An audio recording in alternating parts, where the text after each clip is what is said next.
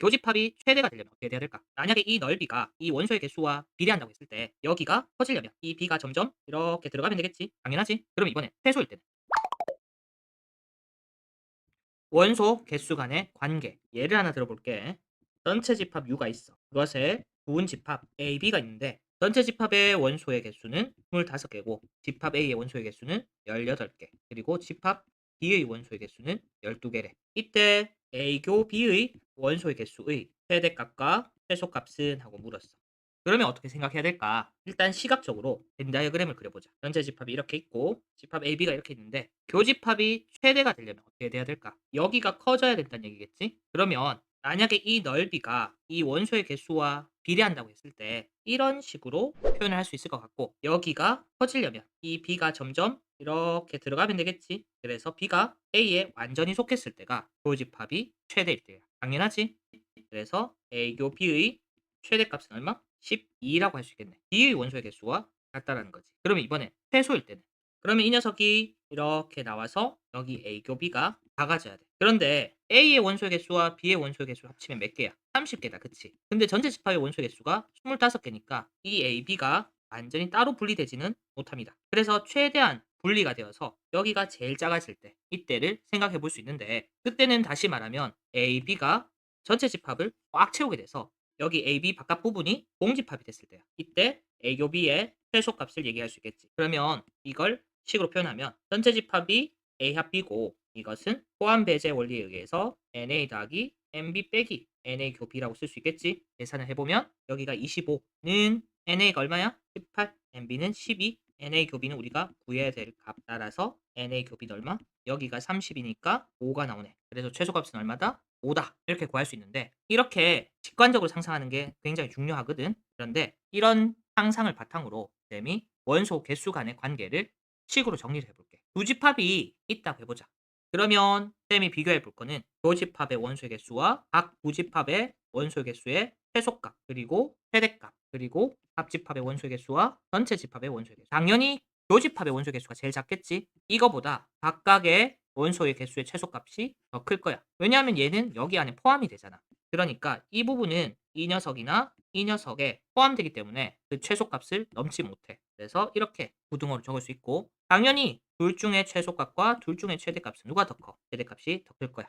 그리고 어때? 이 NA와 NB도 그 최대값이 있다고 했을 때 A 합 B보다는 작거나 같을 거야. 그러니까 이게 전체인데 그것의 부분인 이것이나 이것은 전체를 못 넘는다는 거지. 그래서 이렇게 되고 또 당연히 전체 집합보다는 작겠네. 그러니까 기본적인 원리는 이거야. 어떤 집합 A와 B가 있을 때 A가 B의 부분 집합이다. 그러면 당연히 원소의 개수는 이렇게 되는 거. 이걸 바탕으로 지금 여기 있는 얘기를 다 한 거거든. 얘가 이 두 녀석의 부분 집합이니까 이렇게 되고 여기는 당연히 미니멈과 맥시멈이라서 이렇게 됐고 이 두 녀석은 이 녀석의 부분 집합이니까 이렇게 되고 또 A 합 B도 전체 집합의 부분 집합이니까 이렇게 된다고. 자, 이번에는 여기 등호에 대해서 좀 살펴볼게. 교집합의 원소의 개수가 둘 중에 최소값과 같아지려면 어떻게 돼야 돼? 그러니까 예를 들어서 NA 교 B가 있는데 그게 둘 중에 NA가 작다고 했을 때 NA랑 같은 거야. 여기가 10개일 때 여기가 10개라고. 예를 들어서. 그러면 A, B가 있는데 여기가 10개인데 A로 10개. 그럼 여기는 당연히 공집합이어서 어떻게 되겠어? A가 B에 들어가겠지. 그러니까 여기 등호는 A가 B의 부분 집합이거나 또는 B가 A의 부분 집합일 때 이게 성립할 겁니다. 즉 여기 이 등호가 언제 성립한다고? 서로 원소의 개수가 같으려면 이렇게 부분 집합인데 원소의 개수가 같대. 그러면 같을 수밖에 없지? 얘들아 그래도 착각하면 안 돼. NA랑 NB가 같다라고 해서 A랑 B랑 같다라고 하는 건 안 됩니다. 당연하지? 예를 들어 1 2 이하의 홀수의 개수랑 짝수의 개수는 둘 다 5개로 같아. 그런데 서로 같은 집합은 아니지. 그러니까 쌤이 부분 집합일 때 이 등호가 성립하면이야. 자, 이번에는 여기 등호 볼게. 이건 당연히 언제야? 둘 중에 최소값과 둘 중에 최대값이 같다라는 거는 예를 들어 여기 8개, 여기 10개 이렇게 돼 있으면 절대 같아질 수가 없지. 같아지려면 어떻게 돼야 돼? 여기 10개, 여기 10개. 서로 같을 수밖에 없어. 그래서 NA는 NB다. 그치? 아까도 얘기했지만 이 내용이 A는 B다. 이런 내용을 의미하는 건 아니야. 둘 중에 하나가 다른 집합의 부분 집합일 때 그때 개수가 같다면 A랑 B랑 같은 거지. 지금 여기서 단순히 A와 B의 원소의 개수가 같다고 해서 A랑 B랑 같다로 얘기하면 안 됩니다. 그 다음에 여기는 둘 중에 큰 것이 합집합과 같은 거야. 그러니까 이렇게 있을 때 합집합의 원소의 개수가 큰 것의 원소의 개수랑 같은 거지. 그러면 여기가 어떻게 돼야 돼? 하나도 없어야 되겠지. 공집합이어야 된다 이 얘기야. 그러니까 이때도 A가 B의 부분집합이거나 B가 A의 분집합이어야 됩니다. 그리고 여기는 합집합 한 개 전체 집합이랑 같대. 그러면 여기가 원소가 없어야 되지. 그래야 합집합 한 개 전체 집합과 원소의 개수가 같습니다. 그러니까 여기는 이렇게 쓸 수 있게 돼. 자, 뭔가 되게 복잡한 식처럼 보일 수도 있어. 그런데 일일이 외우자는 게 아니고 쌤이 이들의 상상을 돕기 위해서 하나하나 설명한 거. 절대 외우자는 얘기 아니야. 하지만 식을 세울 때는 필요합니다. 관계만 충분히 순서대로 알고 있으면 되지 이 내용을 뭐 증명해야 된다거나 그런 내용은 절대 아니야.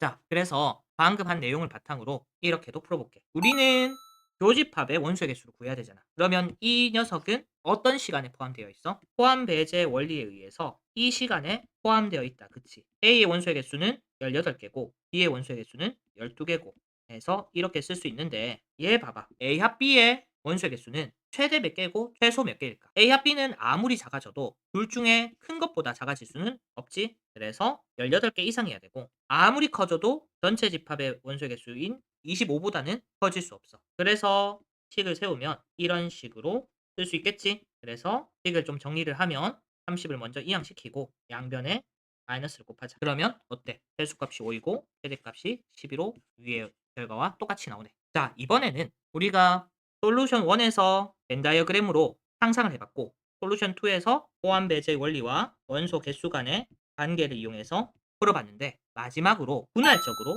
접근을 해볼게. 무슨 말이냐? 전체 집합이 이렇게 있고 A와 B 집합이 이렇게 있다고 했을 때 우리가 구해야 되는 부분은 여기야. 그치? 쌤이 분할적으로 접근하자 했잖아. A의 원소가 총 18개니까 이 부분은 몇 개로 써야 돼? 18 빼기 X라고 쓸 수 있지? 이 부분은 몇 개로 써야 돼? 12 빼기 X로 쓸 수 있네. 여기서 제일 핵심적인 부분은 여기를 X로 두는 거야. 우리가 솔루션 1에서 벤 다이어그램을 움직여가면서 어디에 원소의 개수가 변하는지 살펴봤잖아? A교 B가 원소의 개수가 변하니까 최대값, 최소값 문제를 냈듯이 그 변하는 대상을 핵심 변수로 생각해서 이렇게 표현할 수 있는 거야. 그럼 봐봐. 일단 여기가 원소의 개수잖아. 그러니까 0보다는 크거나 같아야 돼. 그러면 여기서 x가 12 이하라는 게 나오지. 그러니까 얘가 아무리 커져도 2는 넘지 못한다는 얘기거든. 그치? 자, 이 부분도 원소의 개수를 x로 표현해보자. 전체가 몇 개였어? 25개지. 그때 a와 b에 있는 전체 원소의 개수는 8-x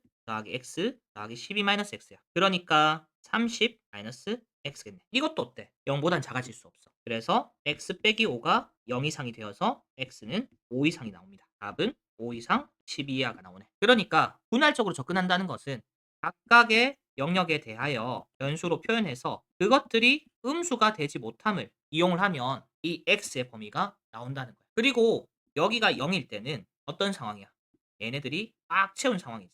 그러니까 x가 가장 커졌을 상황이다. 그래서 분할로 접근하는 방법에 대해서 말로 정리하자면 각 영역의 원소의 개수를 표현을 하고 그게 0 이상이 되는 걸 다 종합하면 변수의 범위가 나온다는 거야. 되겠지? 자, 정리를 해볼게. 원소 개수 간의 관계가 이렇게 된다라고 해. 이거를 일일이 외운다기보다는 그냥 부분집합이면 원소의 개수가 같거나 같구나. 그걸 통해서 순서대로 배치를 했을 때 부등호가 이렇게 나온다라고 이해하면 되고 제일 중요한 건 이런 문제에 있어서 이렇게 벤 다이어그램으로 상상하는 거야. 여기가 제일 커질 때, 제일 작아질 때 이걸 벤 다이어그램을 움직여가면서 상상을 와닿게 해보는 거지. 그걸 잘 정리하는 방법으로 이런 방법이 있을 수 있어. 포함 배제 원리에다가 원소 개수 간의 관계 정리한 걸 써서 식을 정리할 수 있고 만약에 좀 덜 와닿는다. 그냥 본인은 일관된 방법으로 식을 세워서 한 번에 풀고 싶다. 그러면 분할로 생각을 해서 각 영역의 원소 개수를 변수로 표현한 다음에 그 원소의 개수가 음수가 될 수 없으니 0 이상이라고